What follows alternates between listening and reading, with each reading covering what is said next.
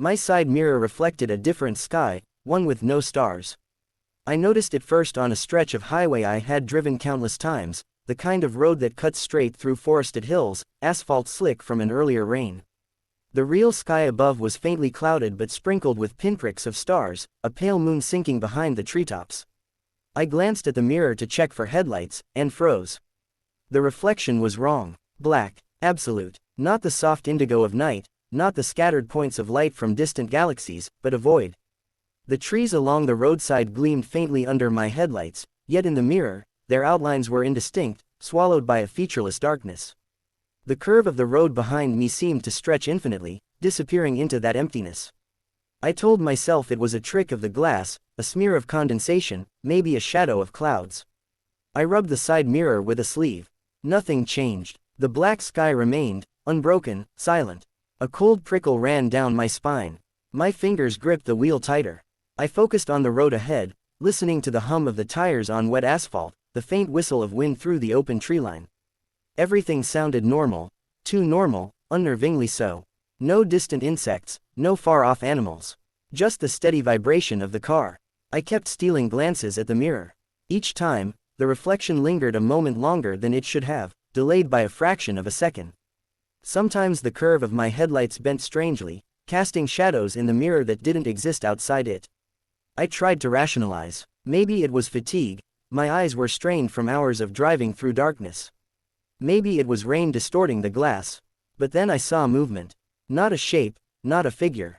Just subtle ripples, like heat waves rising off asphalt in daylight, bending the void behind me. The treeline warped, stretched, as if the world reflected in the mirror obeyed a different set of rules. My pulse accelerated, each heartbeat echoing in the empty cab. I adjusted the rearview mirror, looking over the top of it. The sky above me remained normal. Stars blinked softly, the moon hung in its pale arc. But the side mirror's void throbbed slightly, pulsing in tandem with my pulse. It made me shiver. I slowed, trying to pull over at the next gravel turnout, but the mirror seemed to resist my movement. The black sky widened as I decelerated, consuming more of the reflected world, the road curving unnaturally beneath it. I blinked rapidly, forcing my eyes to focus, and the edges of the mirror rippled like disturbed water. Something wasn't right. I wanted to look away, to ignore it, but curiosity was relentless. I noticed the faintest flicker, something moving just beyond the road, impossible to see from my seat but evident in the reflection. A shadow, stretched and featureless, moving opposite the direction I was traveling. I jerked my gaze forward. Nothing. Trees, asphalt, the faint hum of tires. Nothing moved. The temperature inside the car dropped suddenly, the chill sinking into my chest and fingers. My breath fogged slightly against the windshield, though the heater was on. A low vibration hummed through the vehicle, synchronized with the pulse of the mirror's black sky. It wasn't sound exactly, but a pressure, like the world itself pressing against my senses. I tried to convince myself to stop the car, to get out. I even reached for the door handle, hand trembling, but thought better of it. The void in the mirror stretched further, creeping closer, as if the moment I tried to leave, it would extend its reach. My eyes flicked between the road ahead and the mirror. I saw it again, a movement, subtle, like light bending around an invisible mass. The tree line behind me warped, unnaturally, trees elongating into thin arcs, shadows snapping back like elastic when I blinked. I swallowed hard, heart hammering. The world outside remained calm, ordinary, entirely unthreatening, but the reflection was alive. I tried talking to myself, aloud, rationally. It's just a reflection, a trick of glass. You've been driving too long. My voice sounded wrong in the cab, echoing slightly, delayed, as if bouncing off a space I couldn't see. The void pulsed again. This time, I thought I saw a face, not human, not anything recognizable, just an impression of eyes and mouth, featureless and shifting, flicker in the black. My stomach clenched. I tore my gaze away, but the feeling lingered, as though something had pressed against the glass from the other side. I dared a glance. The face was gone, replaced by the same infinite black. The reflection of my own car stretched subtly, the edges warped, the lines of the hood bending impossibly. I realized then, it didn't merely reflect. It altered, it suggested, it waited. The road seemed to elongate. Every bend that should have been a gentle curve stretched, shadows pulling sideways, edges of the treeline extending unnaturally. The void in the mirror widened, consuming more of the familiar road, and I could feel it, a presence behind me, patient, silent, aware. My hands shook. My pulse roared. I thought of turning around, of checking behind me directly, but my gaze kept snapping back to the mirror. A compulsion, subtle but absolute. I noticed my own reflection lagging, delayed by a second or two, a pale, weary version of myself trailing my real movements. And then I realized. Something had entered the cab. I felt it before I saw it. A shift in the air behind me, a weight in the seat, almost imperceptible but undeniable. The mirror's void pulsed in response, widening, pressing closer to the edges of reality, and I knew I had crossed into its domain. I dared not look. My eyes locked forward, gripping the wheel until my knuckles ached. The void remained behind me, pulsating, patient. My mind fractured into brief, disjointed glimpses of the reflection, stretched trees, impossible curves, a pale impression of myself that shouldn't exist. I drove on, knowing I could not return to the real sky, that whatever followed me now existed in the space behind, always there. The side mirror no longer reflected what had been. It reflected what was, and what was had begun to enter the world I had thought was mine. By the time I reached the edge of the forest, the real stars above me were still in place. The moon still shone, yet the reflection in the mirror remained endless black. And I felt it, impossibly close, leaning over my shoulder. I haven't looked away since.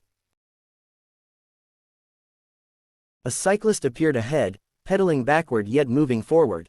I had been driving for nearly an hour on the stretch of highway that cuts through the northern forest, fog curling across the asphalt in ghostly ribbons. The headlights carved thin, yellow-white tunnels through the mist, illuminating nothing but the road and the wet pine needles pressed against the shoulder. Silence was absolute, broken only by the hum of my tires on the cold asphalt and the occasional whisper of wind through the treetops. I spotted the figure about a half-mile ahead, hunched over a bicycle. At first, I assumed it was someone lost or disoriented, pedaling cautiously, trying to balance in the fog. But as I drew closer, I realized something was off. The cyclist's legs moved backward, knees bending in reverse, feet pushing against the pedals in a direction that should have sent him backward. Yet the bicycle inched forward, tires rolling silently over the slick asphalt, each revolution carrying him closer to me. I blinked. My eyes tracked the motion again, and it hadn't changed. He pedaled backward, but the forward movement remained constant, precise, effortless. I slowed instinctively. My pulse quickened. A trick of perception, I told myself. Fatigue, fog, low light. Yet the closer I came, the more the world around him warped. The road behind his wheels seemed to ripple slightly, lines stretching like elastic. My headlights flickered in uneven bursts, catching glimmers of the wet asphalt that seemed to pulse beneath him. I tapped the brakes lightly, trying to gauge distance. My tires grumbled against the worn asphalt. The figure continued forward, backward pedaling unperturbed, motion flawless yet impossible. I couldn't predict his speed. Sometimes he seemed slower, almost drifting, then lurching forward with an inhuman precision. Hello. My voice sounded absurdly loud, hollow in the cabin. I wanted him to acknowledge me, to be human. But he didn't respond. The fog clung to him, curling around the wheels, clinging to the frame like smoke.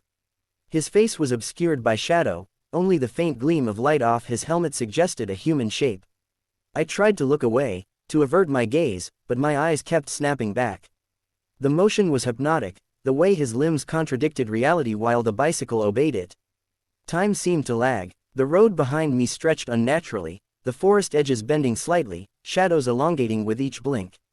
I considered swerving, moving into the opposite lane.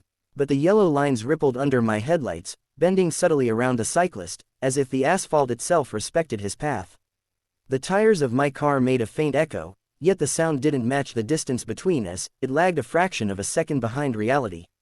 I swallowed hard, gripping the wheel tighter. The fog thickened, obscuring the treeline. My breath fogged in the cabin, though the heater was running. The bicycle's movement remained smooth, relentless, forward and backward at once. I could see the wet sheen on the tires glinting under the headlights, each rotation perfect, impossible. I tried reasoning. Maybe someone had rigged the bike, some strange gear mechanism, a prank. But it was too quiet, too precise. There were no sounds beyond the mechanical hum of pedals and tires on asphalt, yet each revolution carried a weight, a rhythm that pressed against my chest. I felt it in my bones, a vibration that didn't exist outside the car, a heartbeat of the road itself. The cyclist shifted slightly, leaning as if turning, but the angle didn't match the road's curve. He moved forward as if anticipating the bends, adjusting in ways that defied logic. The forest edges blurred at the periphery of my vision. Trees seemed to sway toward him when I blinked, then straighten. When I refocused, I tried accelerating, wanting to pass, to leave him behind, but every push of the pedal seemed to stretch time. The tires roared, but the fog absorbed the sound, sending it back in distorted echoes. He drew closer, yet the distance didn't change as expected. My mind began to skip fractions of a second, thoughts arriving out of order. I struggled to maintain control of the car, one hand on the wheel, the other gripping the shifter. I caught a flicker in the side mirror, a reflection of the bicycle, stretched impossibly, wheels spinning in reverse but forward at once, light refracting strangely through the mist. Something in me ached to understand it, to rationalize it, but I couldn't. Every attempt to focus only deepened the unease. A shadow passed across the cabin briefly, though I hadn't moved my head. My pulse jumped. The air inside the car grew thick, cold. I shivered, the seatbelt digging into my shoulder. The cyclist was closer now, filling the lane, yet not moving faster. My peripheral vision caught him in multiple positions at once, like afterimages layered over reality. I considered stopping entirely, but the road stretched endlessly, each mile marker appearing too late, then too early. My headlights flickered. The bicycle remained, pedaling backward yet moving forward, always precise, always deliberate. I felt watched, measured, as though the rhythm of those impossible rotations marked my presence, counted my reactions. The fog thickened again, and the forest edges dissolved into blackness. I couldn't see past the curve. And yet, I knew he was there, pedaling, approaching in his impossible, backward-forward cadence. A distant animal noise, or maybe the echo of my own thoughts, vibrated along the asphalt. The reflection of the bicycle in the rearview mirror seemed to lag behind reality, cycling a second or two later than it should, creating an unsettling double image. I blinked, and the second image lingered longer, stretching into something indistinct, humanoid but wrong. I gripped the wheel so tightly my knuckles hurt. I realized I couldn't tell which lane was mine, which line was straight. The world had begun to fold subtly, as if reality had been tuned to the rhythm of that bicycle. Every pedal backward carried me forward into a distorted space, a version of the road that obeyed a different logic. And then I felt it, a presence inside the car. Not a touch, not a shadow, but an awareness, like I had invited it simply by watching, by keeping my eyes on the impossible motion. My mind screamed at me to look away, to abandon reason, but I couldn't. The bicycle pedaled forward, backward, always toward me, and the weight of that motion pressed against my chest. I drove on, knowing instinctively that the cyclist would never tire, would never stop, and would never reveal himself fully. Reality itself seemed to shiver around his rhythm, and I understood, in a cold, visceral way, that some truths weren't meant to be seen, only felt, and endured. I haven't returned to that road.